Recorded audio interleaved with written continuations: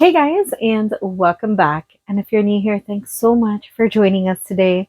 Today is day 5 of RV Cooking with Angie. If you've tuned in since day 1, thank you so much for following along. I am so happy to share the things that I am cooking in my teeny tiny 19-foot travel trailer with you guys. So today I was kind of inspired to do something Asian themed, but also low carb and something I just haven't had in a really long time and was excited to make again. So right over here, we've got some cabbage, which I'm going to go ahead and blanch it, basically boil it for like a minute so that the leaves can get nice and soft. And then I'm going to stuff those leaves with a combination of things. We've got ground pork, which I will be cooking down, but mixed in with the pork, there's going to be some spinach. There's going to be some diced red peppers. There's going to be some shredded carrots, minced garlic, diced onion, a few sliced pieces of green onion, and cilantro. So I'm going to go ahead and start prepping all of these ingredients, mix it in with the pork, and season it, of course. I have to grab the seasonings and then start cooking this down. While I'm cooking this down, I will be blanching the cabbage. So let's get to work. In such a tiny space, every little inch counts. And as you can see, I just have like an edge around my sink. I usually balance my cutting board between my sink and my stove. But I do have a cover for the sink that I don't usually use that often because, for example, today working with pork, I'm going to have to wash my hands in between. So I can't have the entire cover on it. So I just kind of like prop it midway through so that I have some counter space and still have access to water.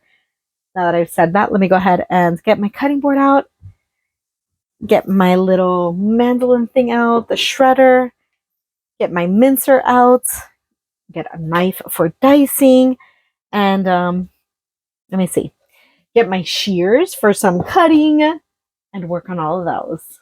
Now that I've got all of my little gadgets out, let's throw some water in my huge cast iron, like Dutch oven style pot, so that we can get that water boiling, and then we can throw the leaves in there. I'll go ahead and start separating them.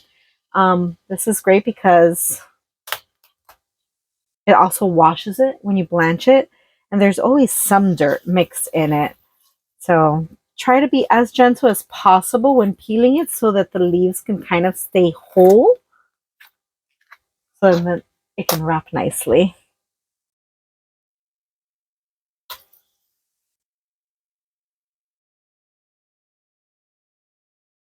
The closer to the center you get, the harder it's going to be.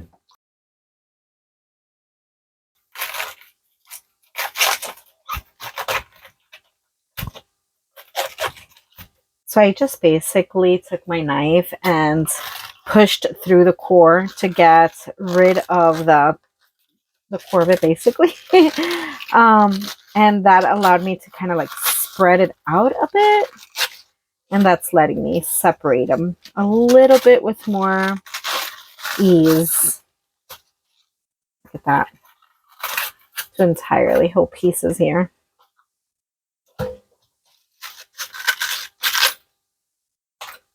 Let's get this stove going.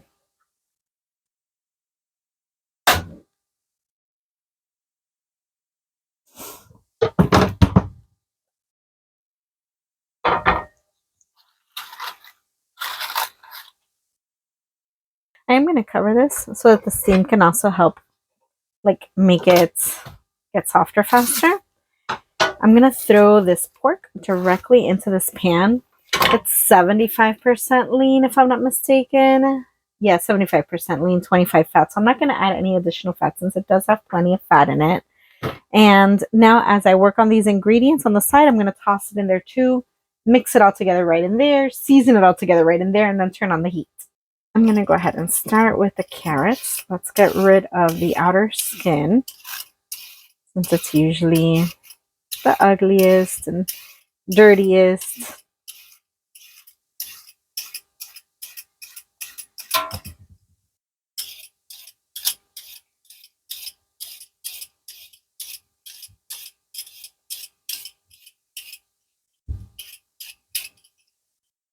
We're gonna use a grater to make my life easier. No need to chop.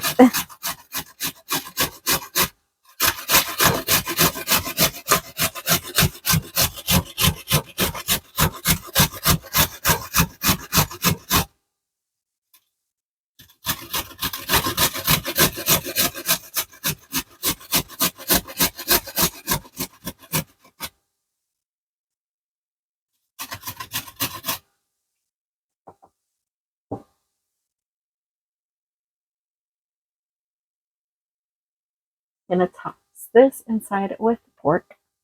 Since I have this onion already out, I had half an onion stored in the fridge. I am gonna go ahead and chop this baby up. We are going to dice it and throw it in there as well. This one separated. There we go.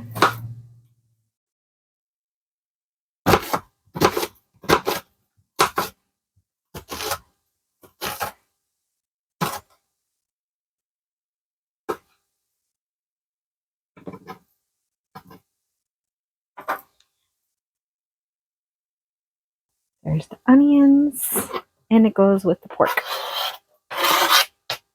I'm only going to do half of this bell pepper because I do have plans for the other half, which will be revealed with the next meal.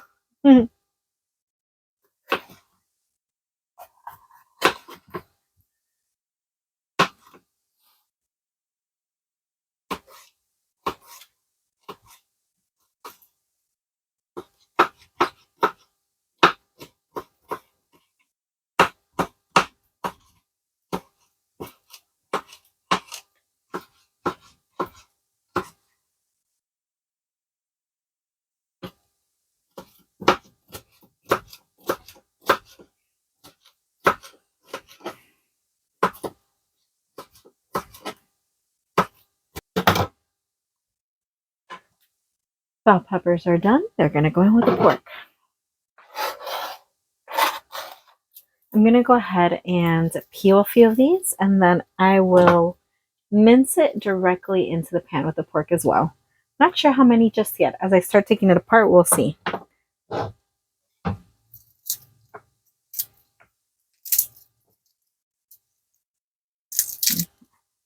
Garbage.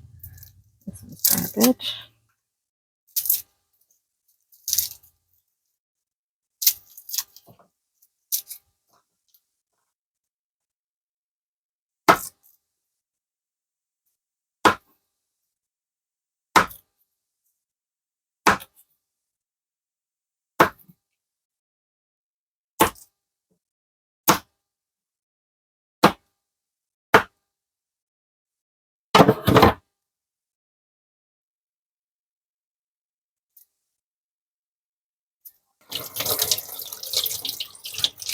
All right, so it looks like I decided to go with 2, 4, 6, 8, 9, more or less. Some are small, some are big. They're not very symmetrical.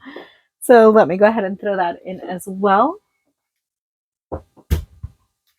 If I would have had some fresh ginger, I would have loved to have used ginger in this dish. We have ground ginger, so I'll be using that.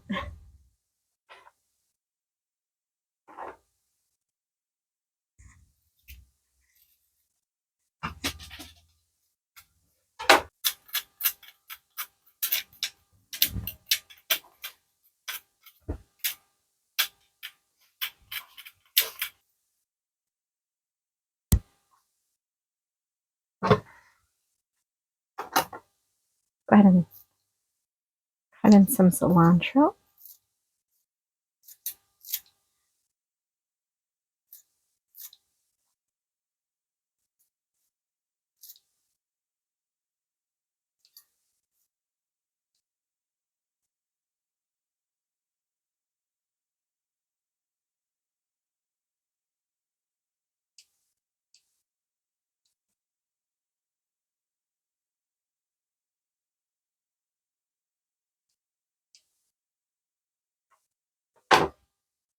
Throw in some green onions.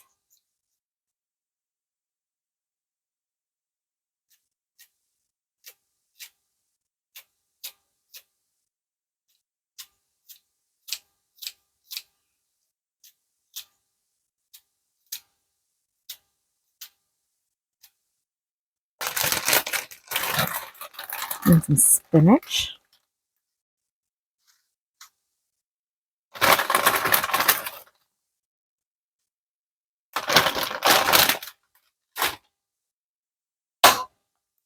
That going. Let's check on this. Actually has not started boiling yet.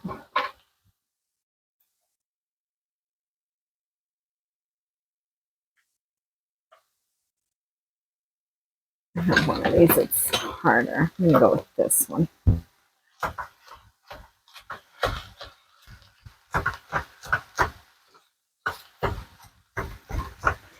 If you have one of the ones that like minces the ground beef, it's like, I don't know, like a star shape, that would be awesome for this. I used to have one.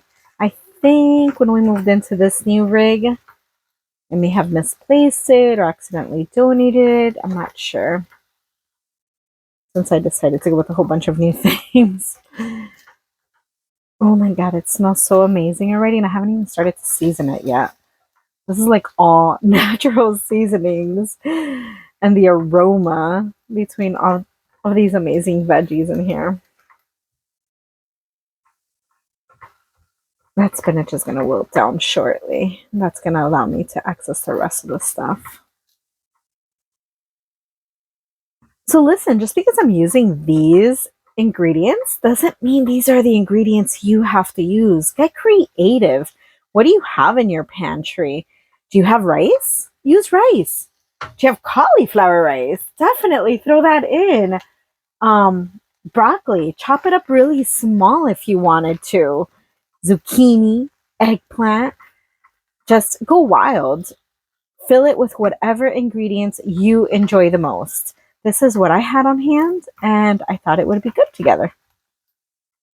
All right, I think that's wilted down enough that I can go ahead and throw in some pink salt. Of which, let's add some to the water so we can flavor that cabbage. This is the time to flavor the cabbage. Let's throw in some garlic powder and some onion powder. I've got some ginger. Let's see if you can see. Here we go. There's my little fun stickers this side.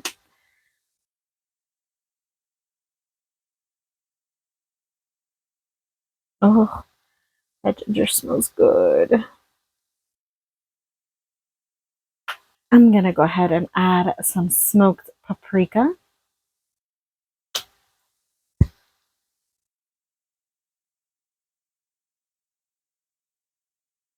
And I'm going to add a little bit of turmeric as well.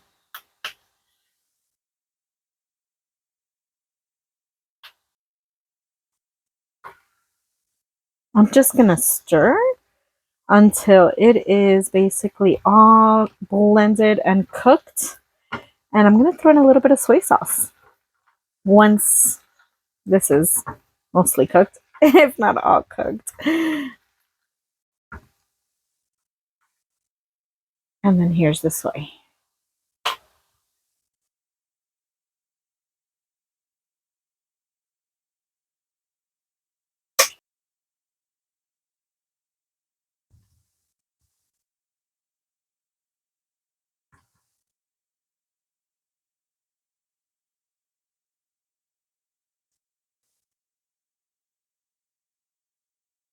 I know I'm almost there because you can start seeing like the edges of the pan starting to brown. Do you see that up here?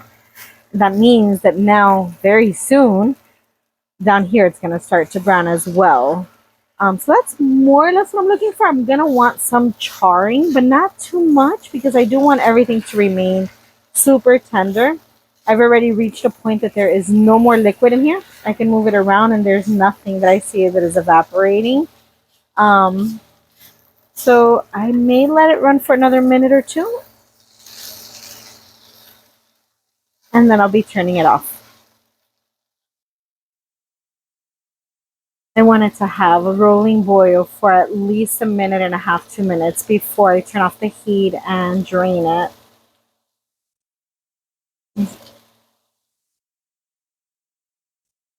It still feels hard. I'm going to turn the pork off now. You can see the brown bits here on the bottom of the pan. So there is some charring. There you go. See again here? Already happening. Let's turn this baby off. Give the cabbage another minute. Let me see, it's 7:19. And then we'll drain it. And we'll need everything to cool before we assemble because there's no way I'm going to be touching boiling hot cabbage and steaming hot pork. So everything will get turned off, drained, and we'll let it sit until everything cools down. I had to pick my hair because it started to get a little steamy in here.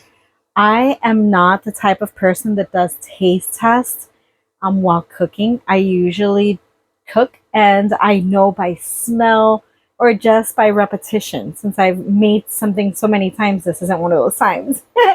Then I know what to do. But I'm tempted. I want to give this pork a taste test to see if it needs anything else, in my opinion, or if it's good. So, got my little spoon. It looks like this bite has caramelized onion. It looks like it has pepper.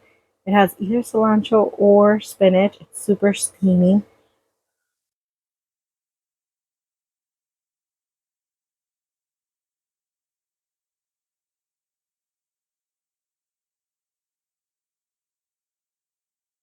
Yeah, I don't need anything else. We're good. All right, I got my gorilla mittens because that cast iron pot is going to be hot. Oy.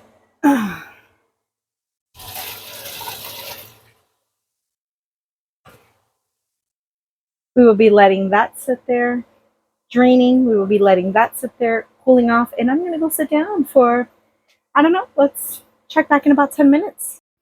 A piece of me is thinking, was 10 minutes enough time? But yeah, I think so. I think the lower I get, the hotter it'll be. So let me go ahead and just dump it over here so that it can cool off some more. I touched the bottom pieces now.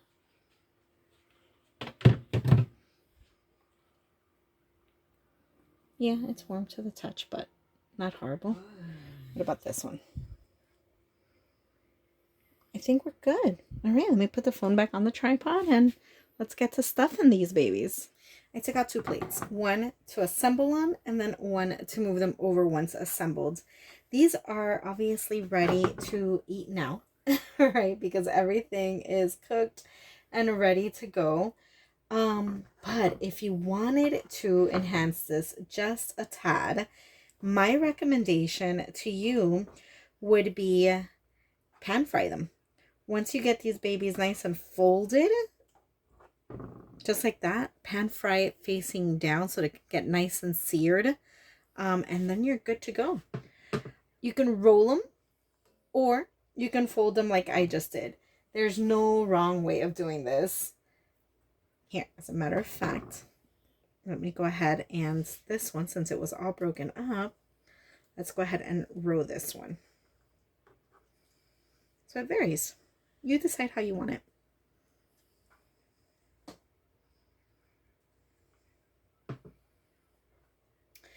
I am going to go ahead and stop talking and just assemble and fast forward this clip so that you can enjoy watching it all.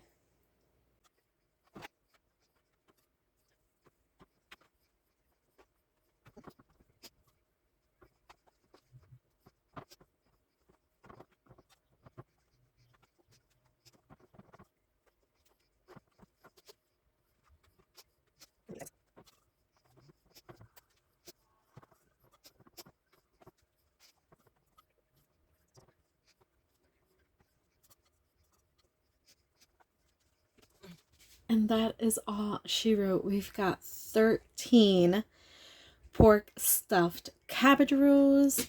I am going to ask Lou to make a sauce because, I mean, obviously you can just dip this in soy sauce, make your own sriracha mayonnaise or buy sriracha mayonnaise.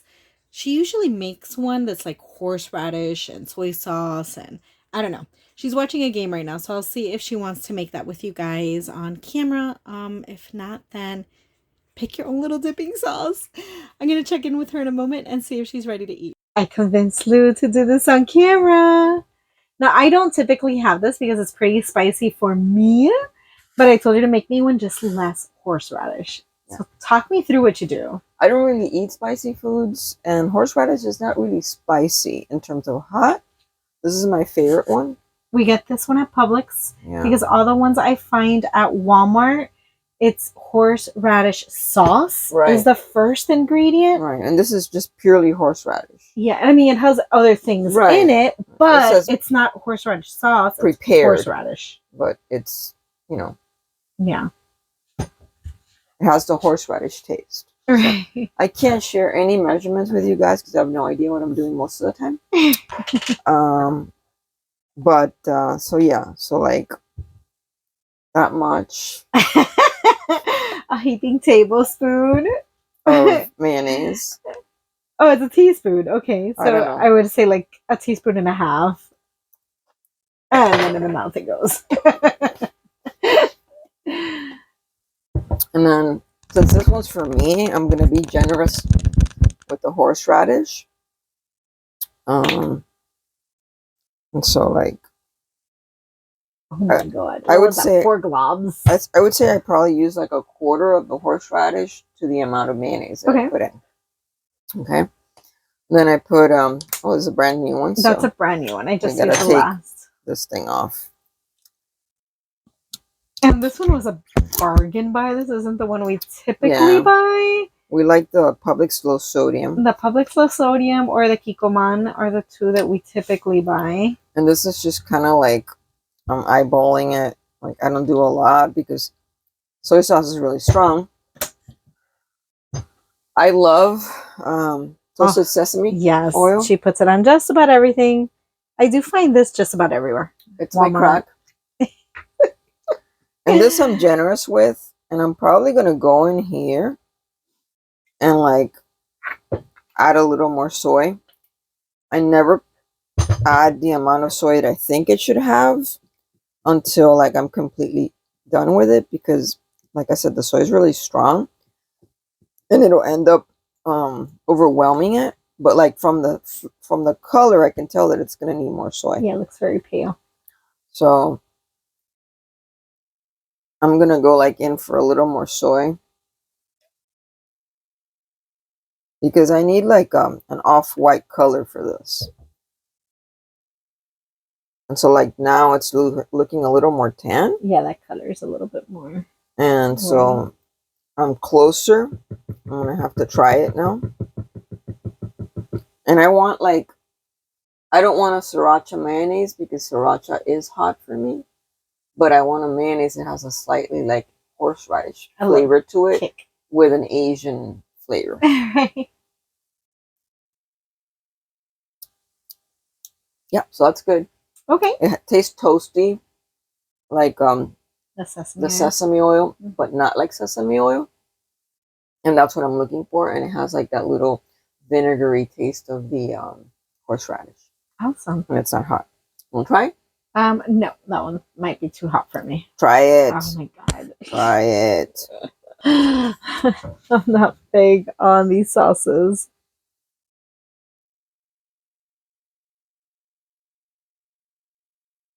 Not hot.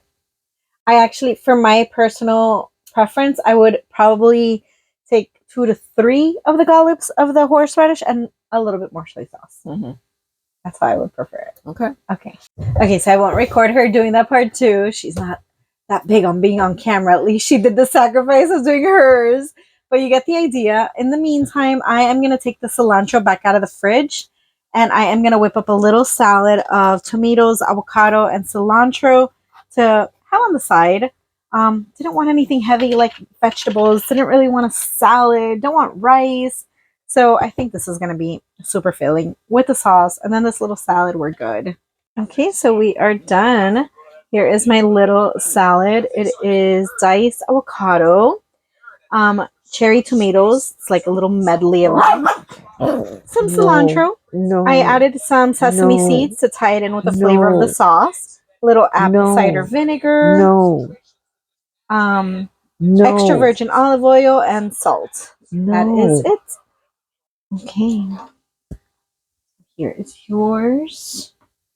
Oh. They're very hefty.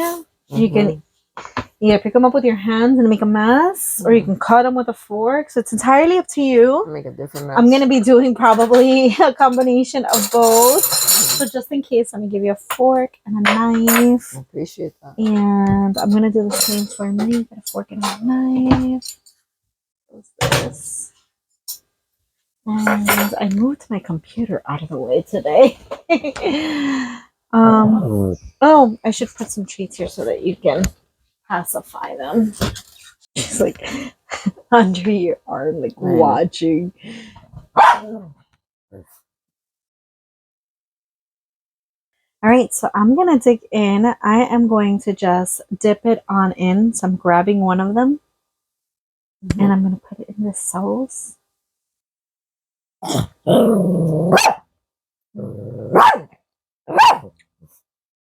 Really like that.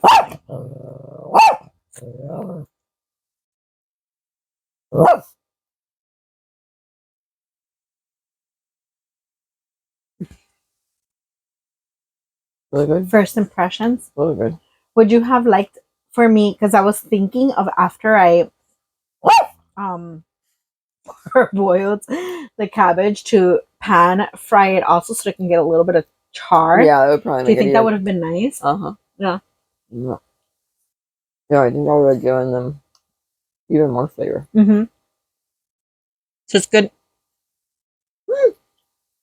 I gave you guys that option. And now that I asked her, now you might lean more towards doing it. So we're going to finish our meal. Thank you so much for following along as I cook this. Something completely different.